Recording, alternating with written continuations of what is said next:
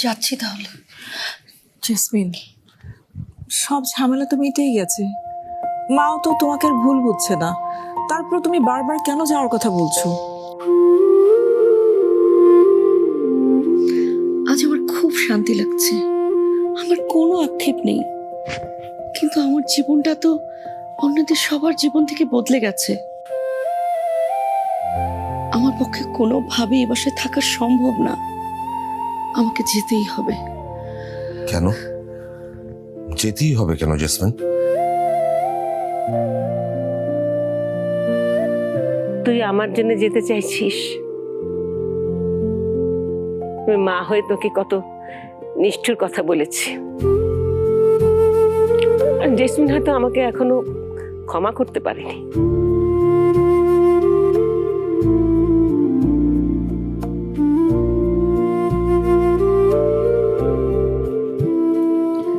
না আম্মা, তোমার উপর আমার কোনো রাগ নেই। মোজো বিরাট কারবার, জিতে নাও ফ্যামিলি কার, স্পোর্টস বাইক ছাড়াও লক্ষ লক্ষ নিশ্চিত গিফট। আমার যত আক্ষেপ ছিল সেদিন তোমাকে শুনিয়ে আমি সব মন থেকে বের করে দিয়েছি। আর এরপর তোমার হাতে স্যুপ খেয়ে আমার মনে হয়েছে কি সৌভাগ্য আমার।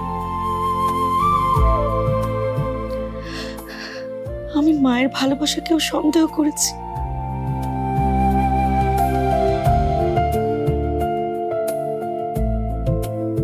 তুই যাস না মা, যাস না, আমার কাছে থেকে যা।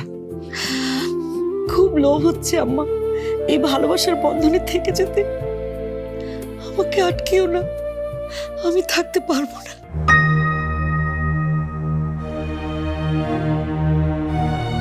কেন কেন পারবি না? কেন পারবি না রে জেসমিন? কারণ মাম্মাম তোমাদের কাউকেই আর নতুন করে কষ্ট দিতে চায় না নানু।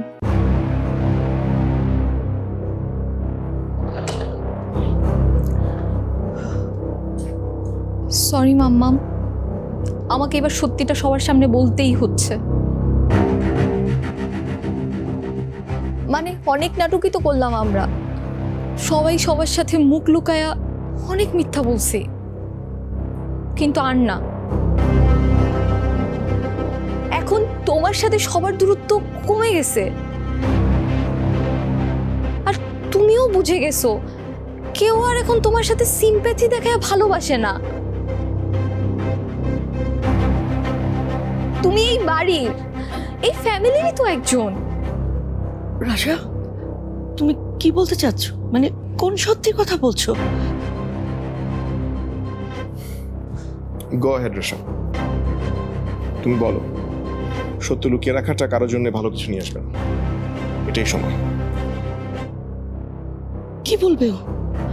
না, রাজা কিছু বলবে না, ওকে সব জেনে গেছে। হ্যাঁ জেসমিন, রাশা সব জানে। শুধু রাশা না, আমিও সব জানি।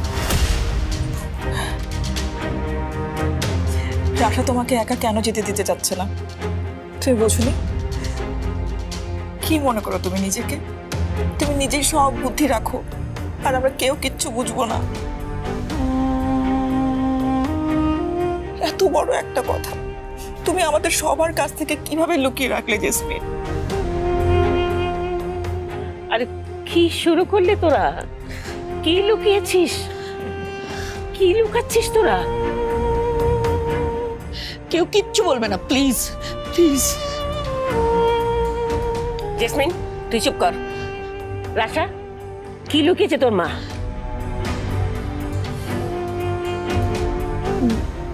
মাম্মামের আর কি? মাম্মামের ক্যান্সার হয়েছে নানু। কি